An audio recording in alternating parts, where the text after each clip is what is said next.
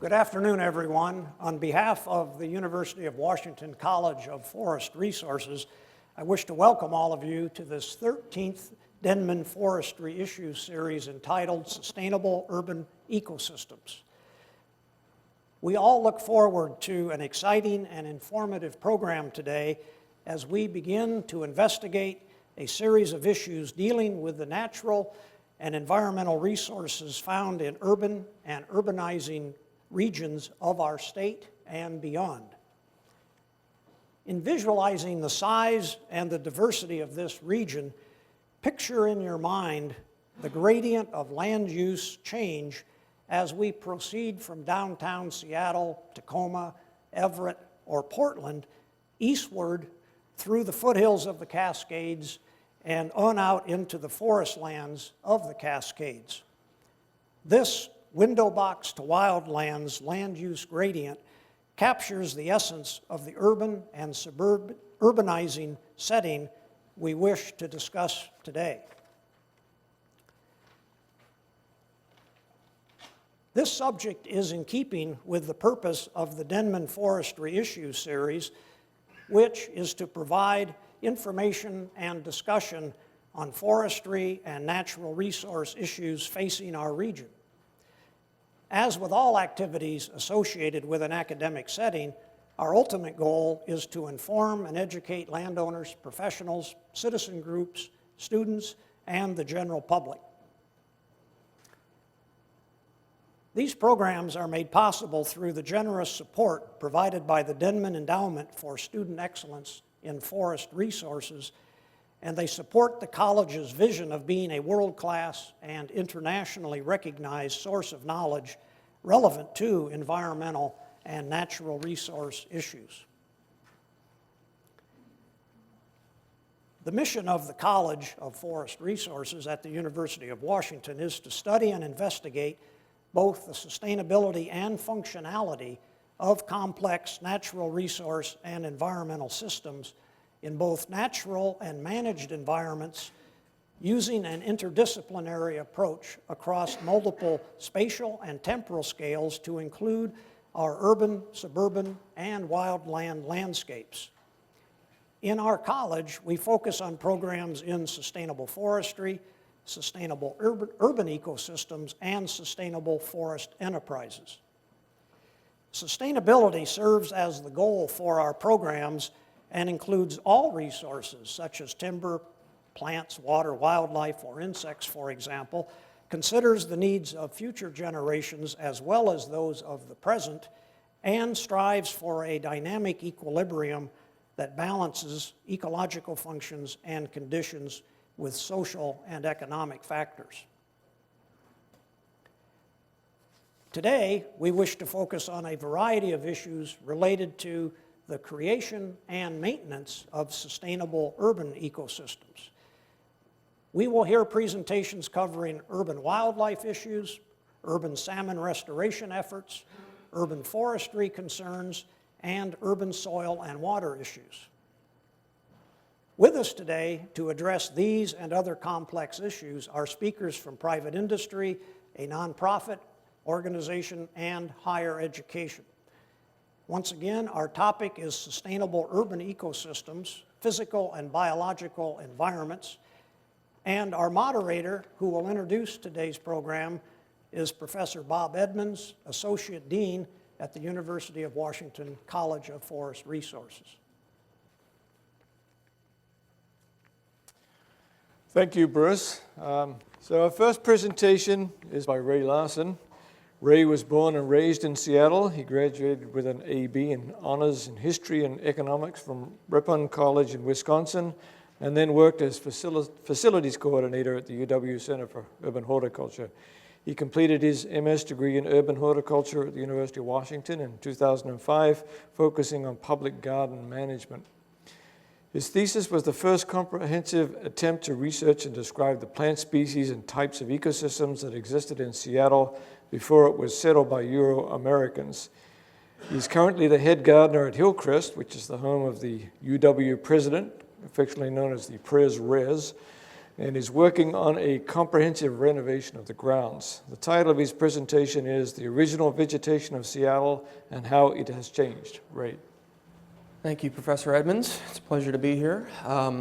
And just to get started, I wanted to talk about why I chose this topic for my research and what questions informed where I went with it. When I first became interested in this topic and in horticulture in general, I was curious about what determined the plant species that were being used in local restoration efforts. Certainly that's something that's been a big thing in the last decade and longer, but especially more recently with people realizing that some areas are probably things that should be restored to some level. But it got me thinking that really what were the sources for this information? And so I started looking into that and realizing, well, there's sources, but were they really relevant for Seattle? And so from that, I realized that not much was really known about the plant species and the community types that were present before it was settled by European Americans and developed into a city. And really there was a lot of ambiguity about what plants were native to the city. We all knew Douglas firs and sword ferns and salal were here, but some of the more minor species, wasn't really a whole lot of good, solid information. So those informed my research questions. And those were, what did the landscape of Seattle look like just before it was settled by European Americans and before it was changed drastically by urbanization? What were the resources that might provide these answers? And then what did they tell us about not just the plants themselves, but the overall character of the landscape? Seattle has been heavily impacted, but here you really see it. You got a pretty good high altitude view of Seattle, and there's certainly a lot of gray there, which, as we all know, are roads and roofs and highways and everything in between. And while there are some remnant plant communities here, they are of limited value as a guide because pretty much everything, even those areas we think of as old growth, have been disturbed by urbanization. Seward Park's been logged, Schmitz Park's been logged partially, not extensively, but it's all been impacted, especially after 150 years of development. And I also found, and knew, but found out that there were quite a bit of records from the early settlement period, and so I wanted to take a closer look at those. The study area for this was basically the political boundary of the city. So at the north is 145th Street. Roxhill Street is the rough boundary in the south, so as you can see it does zigzag quite around a bit down there.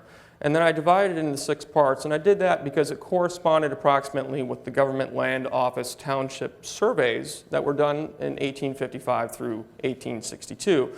And here, if I scroll back, you can really see how some of the landscape has changed, especially around Elliott Bay, and certainly here at the Center for Urban Horticulture and elsewhere. It just gives you a quick glimpse. This is a relief map. And I chose the Government Land Office survey records for a variety of reasons, but basically what they were the means in which the government opened the land for settlement here for the new European Americans that were arriving. And they divided the land into 6 by 6 mile units called townships. These were further subdivided into 36 1 square mile sections, and so here you can kind of see the zigzag. This is one township encompassing the university and Green Lake and even the downtown, and then the 36 subsections. And these have been found to be one of the most reliable data sources of the general vegetation characteristics of the early settlement period.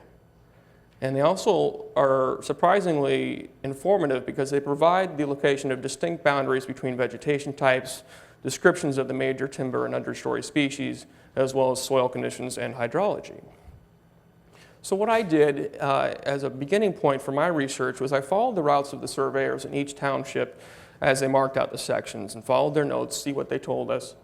And then this became the overall baseline for adding in the other information that I found, just as a means to organize it. Herbarium records were especially helpful because they provide solid evidence of the plant species that grew here wild back as far back as 1870 or the first ones. And I kind of ended that about in the mid-1930s as the city became more and more urbanized. And also at that time you started seeing for sure a lot of things that obviously weren't native, like Scotch broom and Himalayan blackberry and things that were starting to predominate in some areas.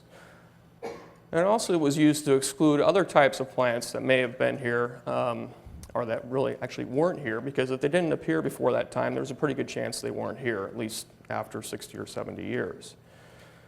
Then we had the early European settler accounts, and a lot of these were books that were written in later times by themselves or their children or people that grew up in this area. Geological and soil maps date from 1909 onward. There certainly were other clues to historical vegetation. Some of the relatively undisturbed remnant communities did provide some good information. There certainly is a lot there. Schmitz Park is one, Seward Park. Portions of those systems are still relatively intact. And then, of course, people like Arthur Lee Jacobson and Arthur Krukerberg and other people that have looked at things in the past kind of provide some glimpses into this area too. Native American geographical place names were actually surprisingly useful, because they usually name things after what was growing or what could be found in certain areas. And then actually looking at the human impacts on Seattle in general, looked into the decline of native populations prior to 1850, and this was actually pretty important. So I compared those findings to the intact plant communities that have been described elsewhere in the region, just to get kind of a relationship. Okay, these 10 species are growing together. I also find those same 10 species in one part of Seattle. There might be some correlation there. And another helpful thing is before Seattle was too urbanized, there were some good descriptions written up of some of the parks in the area that did vegetation inventories, and those are very helpful. And then I took all that information and grouped it into 7 habitat types, and that's what I ended up with, basically. So for each area, you can go through and see what was or should have been or was likely to have been growing in that particular area. So what it provided was really a botanical tour of the whole city in 1850, or pretty close to it, as close as we can get. And I'll just give you some of the results I had. In northeast Seattle, in Township 25 North, Range 4 East, which is outlined there, I just want to show you some of the findings around historical Mud Lake in the Sandpoint Peninsula, and then Ravenna Park and the University of Washington today. This was Mud Lake, not the best name for a lake perhaps, but this was at Sandpoint, and this is a picture from about 1933, and it shows the remnants of a much larger lake that once existed there prior to the lake being lowered in 1916. And here was the site of many forays and collections by the University of Washington Herbarium. And this is shortly after it was acquired by the U.S. Navy and turned into an airfield. So you can see the beginning of the airfield operations in here. But even as late as the mid-30s, they were still collecting plants here. So we find examples of communities of quaking aspen, which is now extinct locally. Things like Marica gale, not Marica californica, which does not exist in Seattle historically.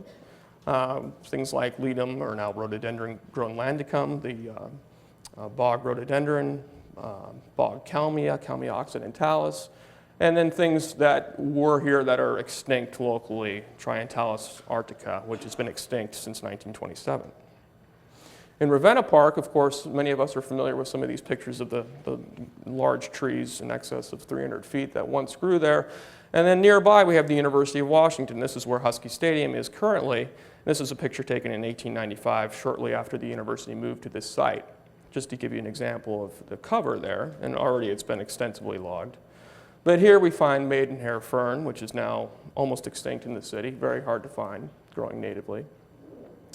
Rhododendron macrophyllum, the state flower of Washington, which is not known in the wild anymore, but was quite, I wouldn't say prominent or prevalent, but certainly occurred not rarely in Seattle. Various species of ground orchids, such as this Coralliza, our native false lily of the valley, and mountain boxwood, which is known still in the outside portions of the city, but not in Seattle. Actea rubra, and even things like Erythronium, the dogtooth lily, Erythronium organum, growing at Portage Bay. And then things that we still associate as being native, but not necessarily to the city of Seattle, the star-flowered false Solomon seal. Heading to the southwest portion of the city, we see many interesting habitats, but one in particular is Alki Point. Here's a picture from the 1940s. This was traditionally noted as the landing place of the Denny Party that founded Seattle in 1851. But what was interesting is this area was described as far back as 1833 by William Fraser Ptolemy of the Hudson's Bay Company, who was looking for a place to establish an agricultural and trading post. And he arrived here and he described a landscape of low prairie-like lands covered with small pines. And one of the things that was collected here as recently as the 1920s was Castanea lavisecta, which is now a state-threatened species, known still on Whidbey Island. And of course, two species of camas actually, Camassia quamash and Lichtlinii. Things like the wild nodding onion. And there we have Lupinus polycarpus, the type of lupin, the death camas. And things up on the slopes here where there's still a lot of seeps today, like goat's beard, which you'll see growing in the wild, maybe in the woods much further outside of town, but not locally any longer. At the southeast portion of the city, I'm going to include a little bit of brief talk about downtown there up in the upper corner, and then Seward Park, of course, and some of the habitats around there.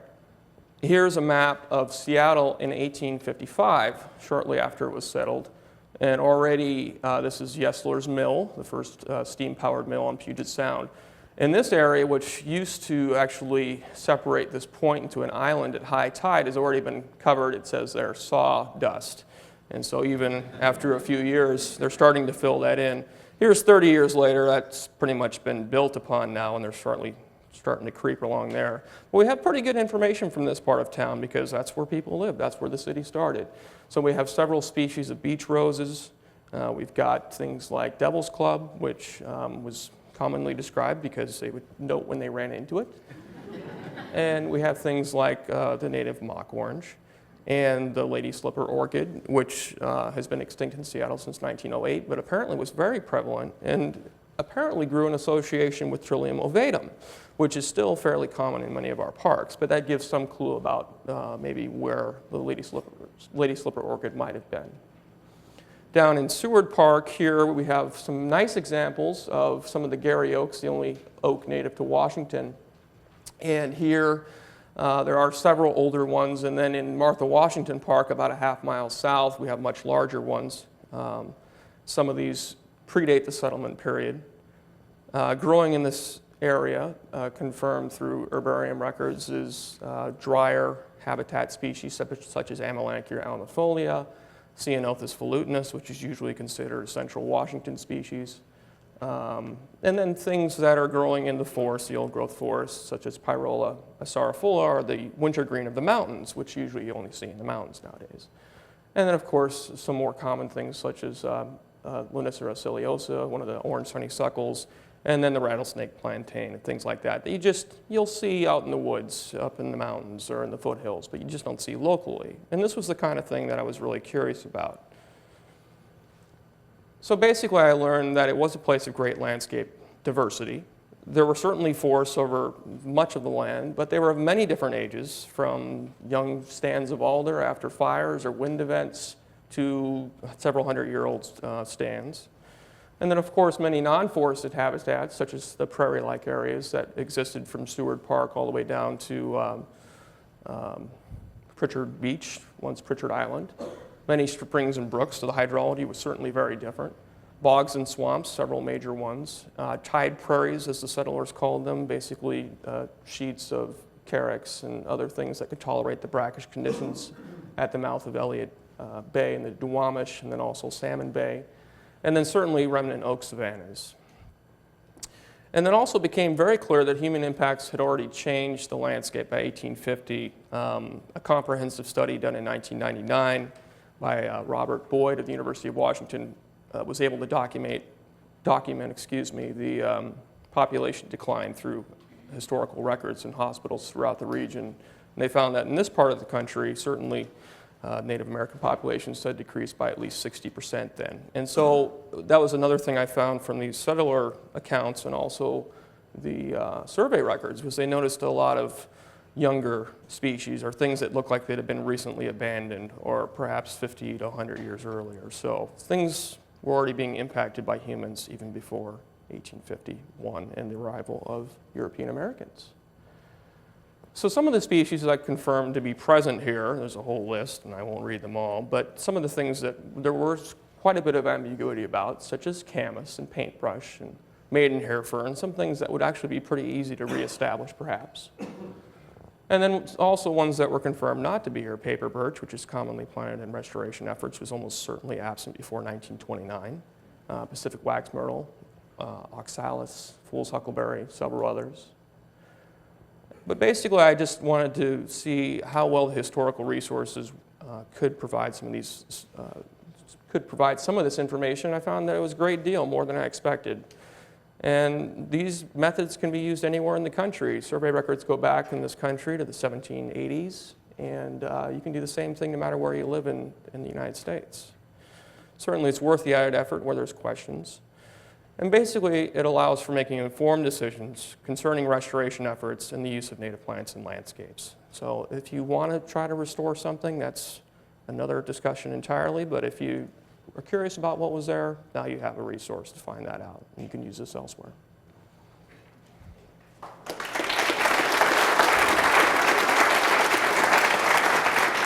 Our next speaker is by Ella Ellman.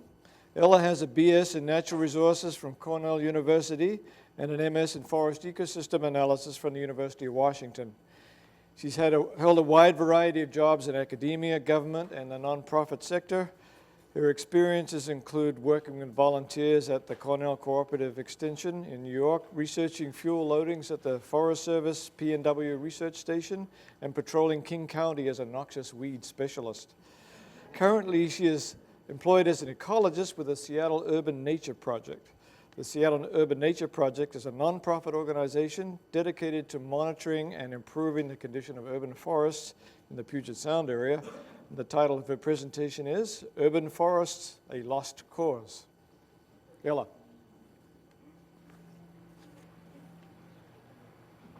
Hello.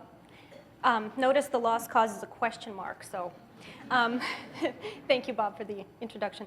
Well, we just heard a really great talk by Ray, and he was telling us about the past condition of Seattle's vegetation.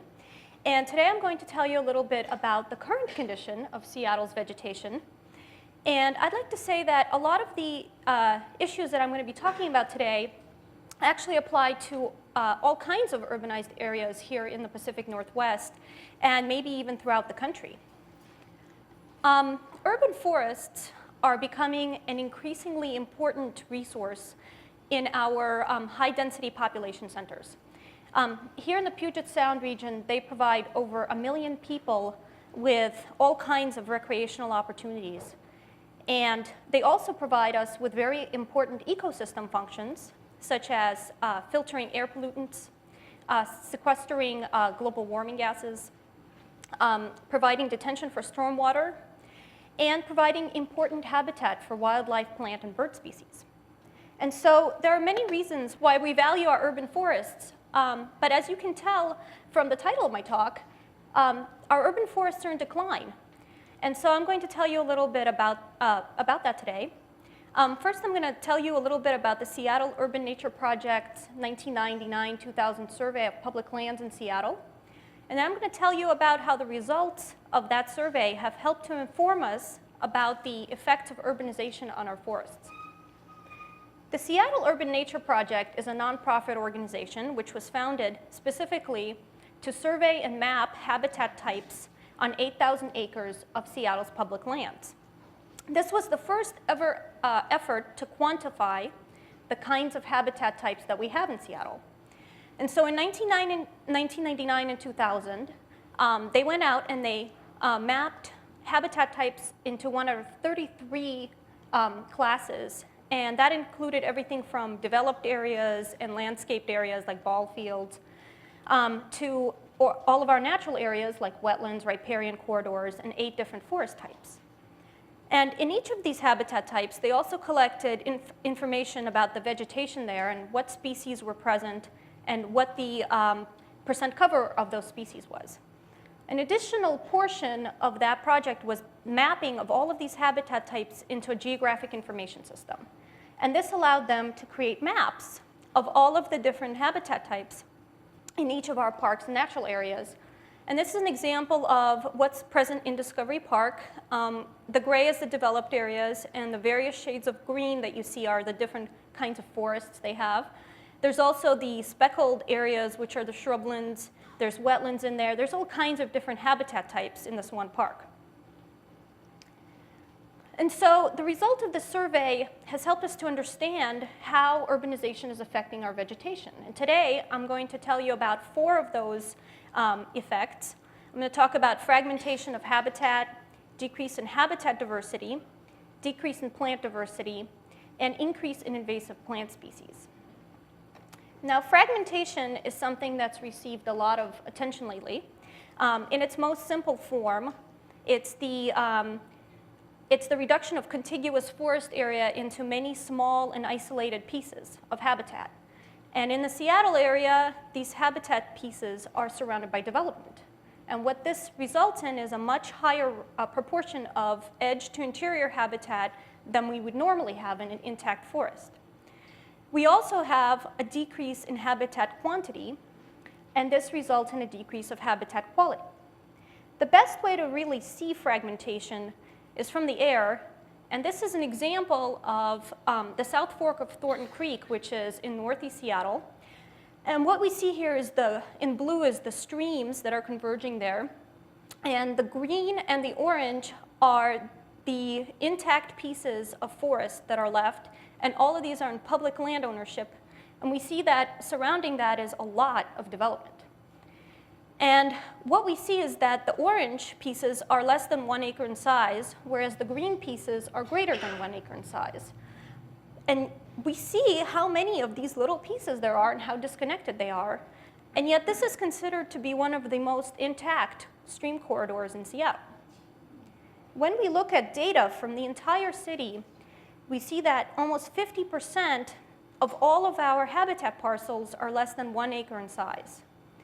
And then we also see that an additional 30% of parcels of habitat are 2 to 5 acres in size. And there's a very clear inverse relationship between the size, contiguous size of the habitat. Places like Discovery and Seward Park that are over 100 acres in size make up less than 2% of all of the habitat areas in the city.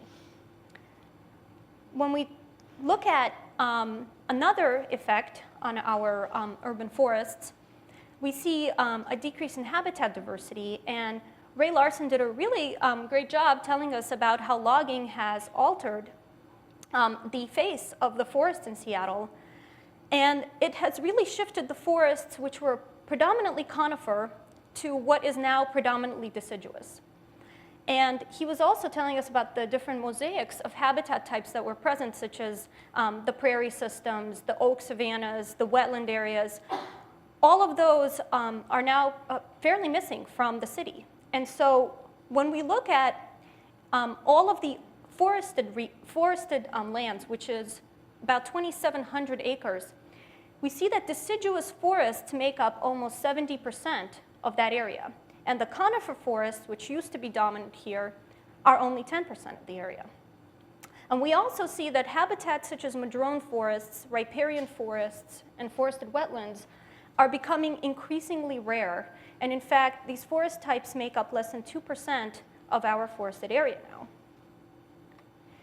Not surprisingly, this decrease in habitat diversity is also leading to a decrease in native plant diversity. In addition to the decrease in habitat diversity, we also have increased fragmentation, which I've already talked about, and our loss of old growth and mature forests. One of the things Ray was talking about is that we used to have a wide variety of age classes in the city. And now, almost all of our forests are even aged. And so as a result of that, when we look at the average number of native species in a park, in a particular park or open area in Seattle, we see that over 40% of them have less than 5 native species in them. Now, that includes things like the developed areas and our ball fields and other areas in Seattle that, normally don't have a lot of habitat diversity. But it also includes things like Discovery Park and Seward Park, which have a great deal of habitat of plant diversity. And when we look at all of the areas in Seattle, we see that the average number of native plant species per park or natural area is 14. And so what that means is that pretty much anywhere that you go in Seattle, you're bound to see a very similar species assemblage, and that most of the places that are our parks and natural areas have species in them that are very similar to each other, and that diversity is lacking. Now, another important factor that is contributing to the decrease in our native plant diversity is an increase in invasive plant species. One of the really important results from the 1999-2000 survey was that for the first time, it was an effort to quantify the amount and types of invasive species that are present in Seattle. And from the data, we could draw maps like this, which is Discovery Park, and it shows the combination of all native species present in there. And what you can see where in red there's very high levels of invasive species, and you can see in light green there's very low levels of invasive species, and everything in between in the moderate is the orange and the yellow. Now, when we look at data for the entire city, and this is specifically talking about just the urban forest, so that's the 2,700 acres of public lands that are forested, we see that 1/5 of those have over 100% cover of native species. And this is possible because the way the data was collected, it was collected in 3 stratum, in the herbaceous, the shrub, and the tree stratum. And so it's possible to have invasive species in all of these. And so the sum of that can add up to 100%, which is what happened in these areas. But we also see that approximately half of our urban forests have over 50% cover of native species in them from this graph. So what are these species, you might ask? And surprisingly enough, the answer is not what you thought it was. English ivy is not the most prevalent invasive species in Seattle, but it is a close second, so don't worry. It's actually Himalayan blackberry, which covers over 1,000 acres in our urban forests. And then English ivy covers a mere 700. And the close runners up are Scotch broom, English holly, and old man's beard, which cover less than 100 acres each. And I'd like to talk a little bit about these species because I'd like to explain why they are such a threat to our forests. When we talk about invasive vines such as English ivy and old man's beard, we see that there's a term for it called ivy desert. I'm sure most of you have heard. It's a thick mat of vegetation that covers the entire forest floor and does not allow anything else to come in. And that's what these vines are capable of doing. In addition, they climb up and smother the trees and prevent them from photosynthesizing. And they also add the weight to tree canopies, and they can cause the trees to snap. Then we have the invasive shrubs, and both Scotch broom and Himalayan blackberry are on the list of some of the most invasive in Seattle, and they form dense thickets and exclude all native plants. They also tend to establish in some of the more disturbed sites, and they're spread by birds, wind, and people, and predominantly on things like construction equipment or tires or even people's shoes. Now, invasive trees, you saw in that list that English holly was in the top 5. Now, up to recently, invasive trees have really been an overlooked threat in our urban forests. Now, in 2005, Seattle Urban Nature Project started a new monitoring effort. And what we're doing is we're putting in permanent monitoring plots in all 8 forest types in Seattle. And the idea is that these plots will be used for long-term monitoring over many years to help us to assess the condition of Seattle's forests over time. And in last field season, we put in plots in 2 of those forest types, the mixed conifer deciduous forest and the mixed conifer madrone forest. And what we found was very disturbing. We found that a vast majority of all of the tree regeneration in our forests is non-native. When we look at the conifer madrone forest, 40%, which is this purple chunk here, was non-native deciduous. And, woo, there goes, 30% was non-native evergreen.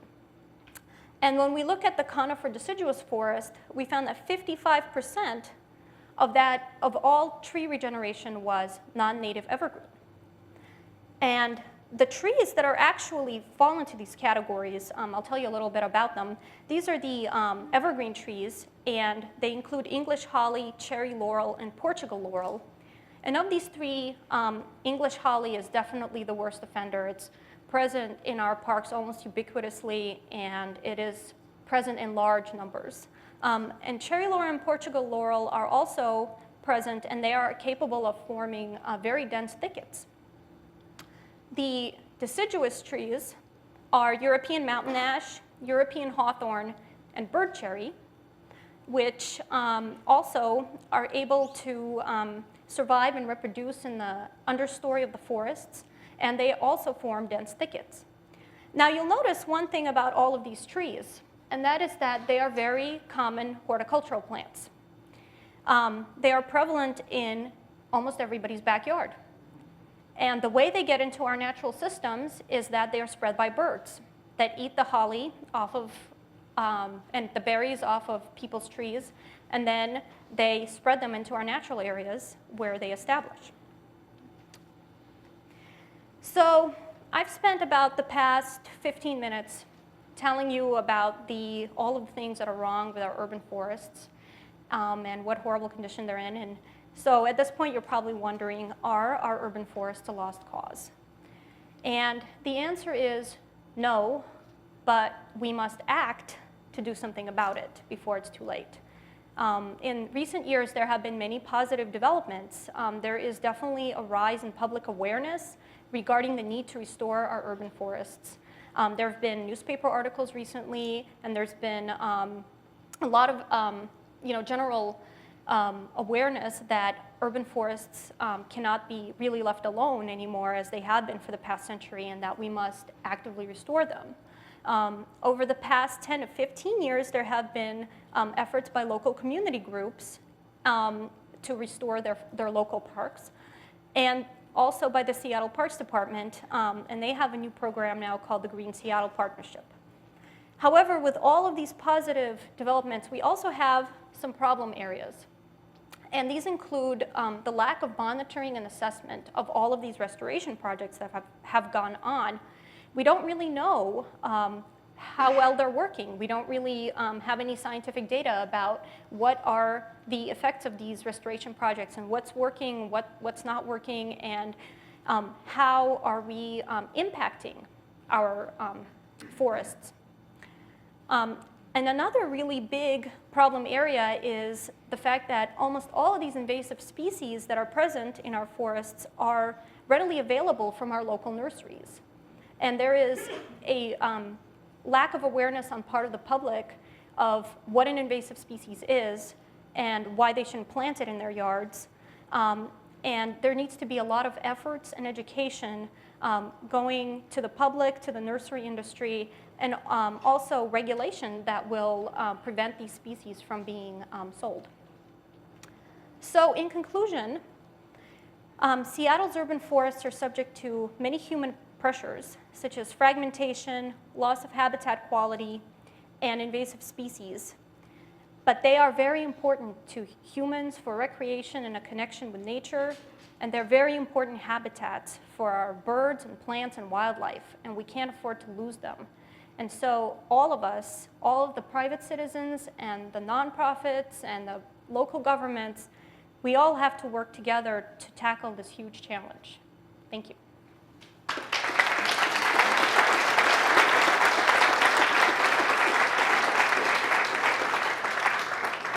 The next speaker is John Marsliff. John did his doctoral work at Northern Arizona University and was a postdoctoral researcher at the University of Vermont. He is currently Professor of Wildlife Science in the College of Forest Resources at the University of Washington and holds the Denman Chair in Sustainable Resource Sciences.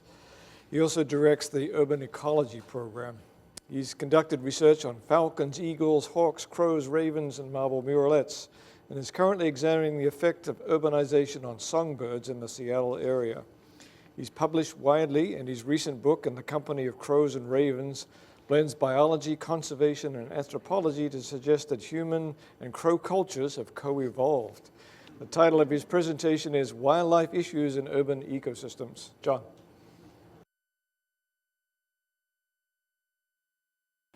Most of my friends that are ecologists live in cities. In fact, most people live in cities these days, but most of them go as far away from cities as they can to do their research and investigate interesting interactions in very pristine or the most pristine settings they can find.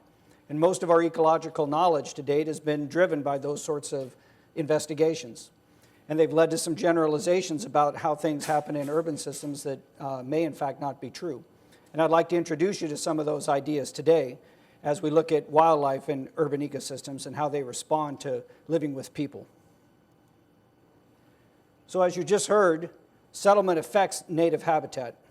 It affects it in a variety of ways that Ella went through. Loss of habitat, fragmentation of it, perforation of intact forest systems that we're used to seeing around here, introduction of exotics, and degradation of some of the other habitat that remains.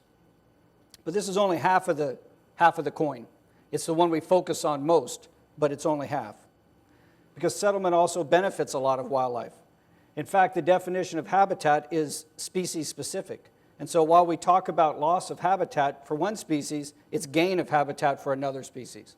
And it's that change in species composition that's really interesting to general ecologists in an urban setting, because usually systems are fairly stable, at least during the time frame that we look at them. But in urban systems, they change very rapidly, and we can see the reshuffling of species that occurs in these systems as some species respond to lower rates of predation, as we've removed large carnivores and other dangerous animals from our streets, to changes in the climate, usually ameliorated climate, increases in water in many areas, supplemental food, new places to nest or roost, and increased vegetative diversity, including exotic species. And animals respond to these changes, these pluses and minuses, if you want to think of it that way. They respond in a variety of ways, and I'm going to talk about 3 of the basic responses today. They respond in their density, how abundant a particular species is in a particular setting. The community responds in terms of its diversity, how many species occur in a given area. And that's really driven by both extinction, which we commonly focus on, and colonization, which is what we usually ignore. But I'll suggest we should look at both of those things. And then the species that live with us also evolve. And they evolve genetically and culturally. And I'll touch on some of the genetic evolution and suggest some of the cultural evolution that also occurs. So first off, as an example of density changes, this one's from Melbourne, Australia, and it suggests that flying foxes, which are a large species of bat, a fruit-eating bat, the little guy down here, pretty cute individually, but if you've got 10,000 of them roosting in your botanical garden, perhaps not so cute. And in fact, the colonization of Melbourne by this species, and it was a threatened species in the province in Australia, led to public outcry, eventual persecution and killing of these animals, and translocation of them out of the area, until the public outcry was so great to stop that they've now reached somewhat of a truce. And they've tried to move these animals away from some of the most sensitive viewing areas. But the reason these animals came into Melbourne in the first place was because we changed the climate there. Here's the temperature, and this line here shows basically the temperature that needs to be exceeded for these species, which are a tropical species, to survive in this less tropical area. And they first colonized here right at this point in 1983. Right when temperatures started to consistently be above about 15.5 degrees C. In addition, not only did we change the temperature there, and I might say the change in temperature is not just a heat island effect of the city growing, which is certainly part of it, but also global change. But we've also changed the amount of water, and this has been a direct effect of just the city's actions. By watering, the irrigation, the top part of those bars in each of the years, shows how much of the water budget in Melbourne is because of our irrigation practices there. We've basically tripled to quadrupled the amount of effective water available, which is important for this species to find a moist and warm particular microclimate. And their densities have skyrocketed as a result of our change of the climate in this city. If we look at diversity, I'm going to give you an example from some of the work my students and I have done with birds in the Seattle area.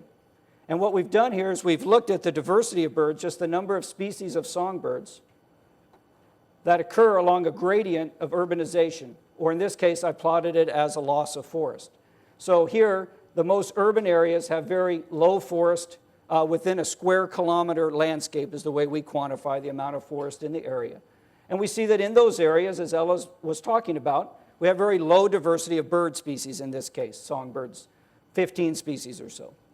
As you change and add vegetation or take away less of it, you tend to get a peak in the number of bird species in a suburban setting where there's about 40 to 60% forest and the converse in settled environment.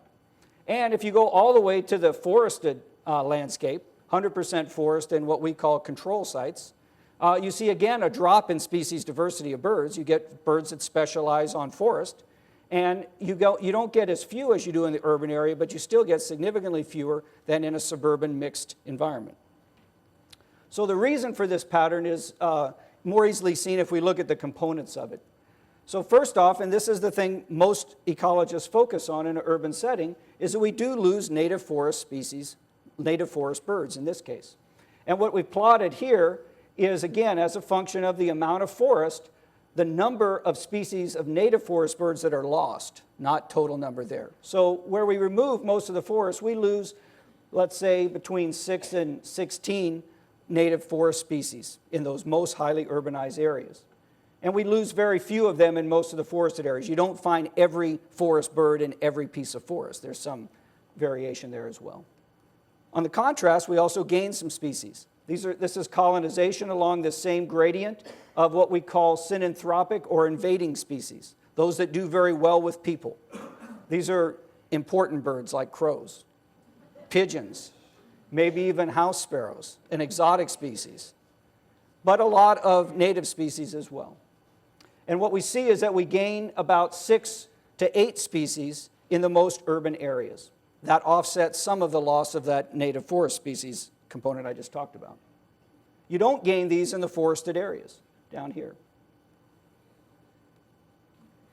And most importantly for the pattern that we described is the change in these early successional or adapting species. And this is really where the action is ecologically and evolutionarily, because these species do pretty good where there's a mix of people and natural setting. So at about, again, 40 to 60% forest in an area around here, the other component being built low-density housing, basically, in this case, single-family housing, you gain somewhere on the order of 12 species, okay, of these early successional species. These are primarily native species. They're things like black-headed grosbeaks. They're things like white-crowned sparrows and other interesting birds that colonize our mostly built environment. You don't gain those on either end of the most developed or least developed.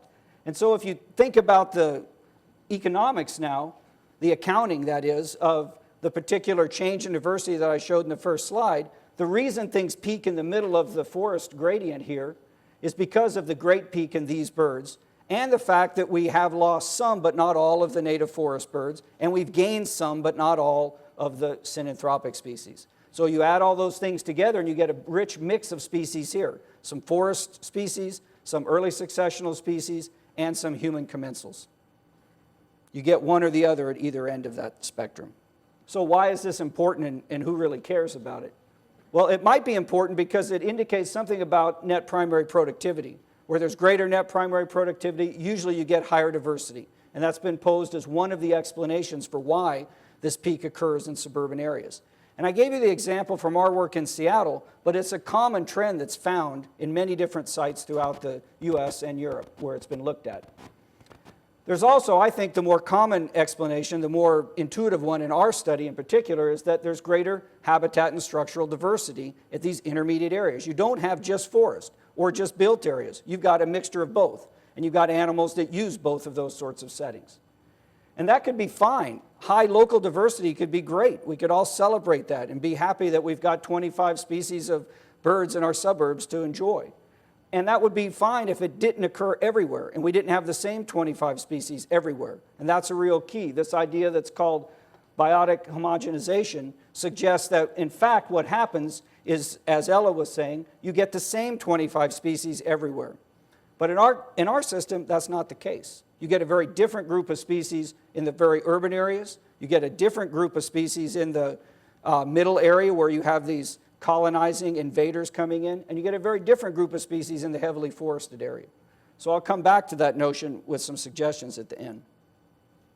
But first off, some of the effect we see might be due to the region that we live in. And we're very fortunate here to have not only a diverse cityscape to the west, but a very diverse and very intact forested system to the east of us.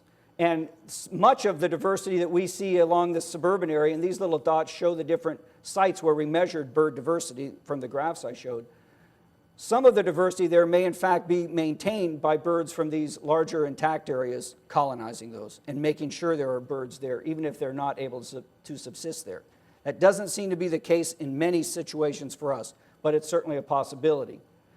And what we find may not be transferable to places that are in very different settings. Another thing to consider, we mentioned climate change earlier, and as Washington becomes warmer, these high elevation places may in fact become much more important as sources of diversity for species. And basically the species that once did very well down here may now start doing very well here in these large federal ownerships. So it could have an important impact on the diversity that we will see in the city, and it'll be a positive one in that case.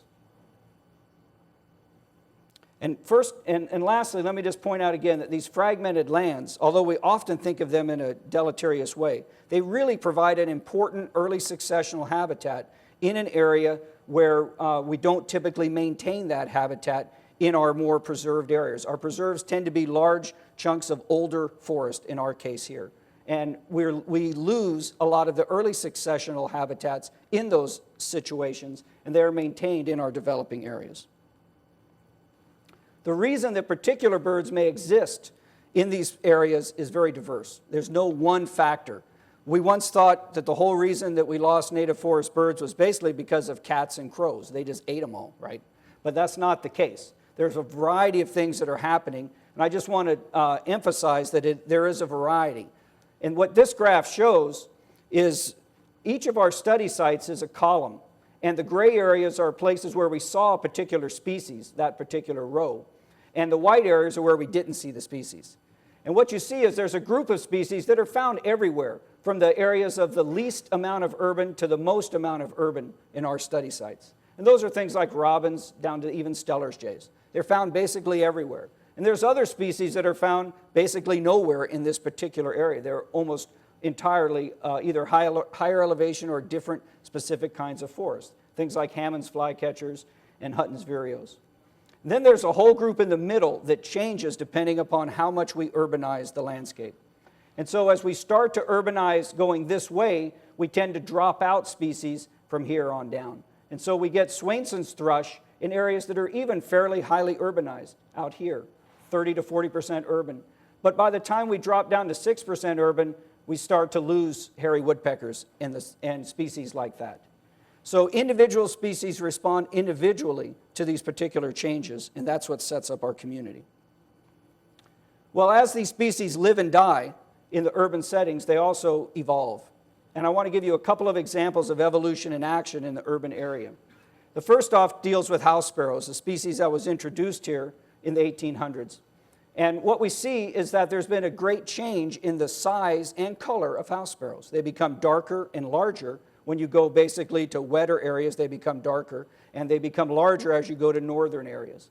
So for example, in Honolulu, the size of animals, of the bill length of house sparrows is quite large, and it's quite distinct from other populations of house sparrows. Places like Oakland in Texas, Mexico City, have relatively smaller bill sizes, and they vary significantly from place to place.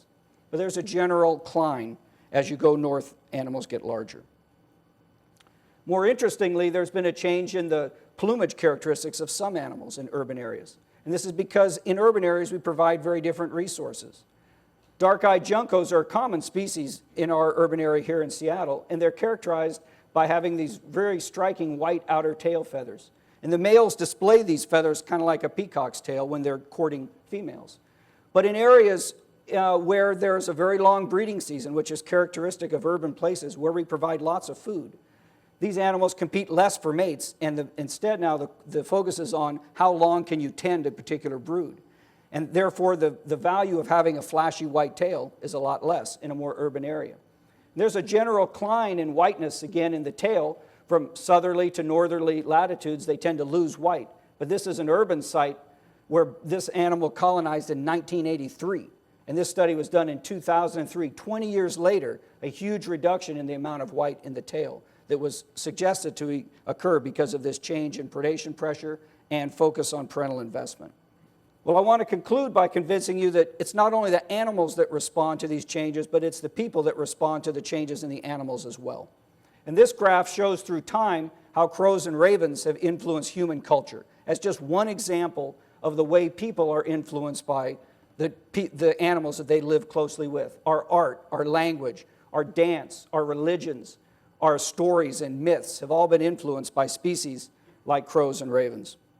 And I think it's very important for us to consider how we interact with these species. And I think there's a basic cycle of interaction. When animals are very rare, we tend to wonder about them. We even try to restore them.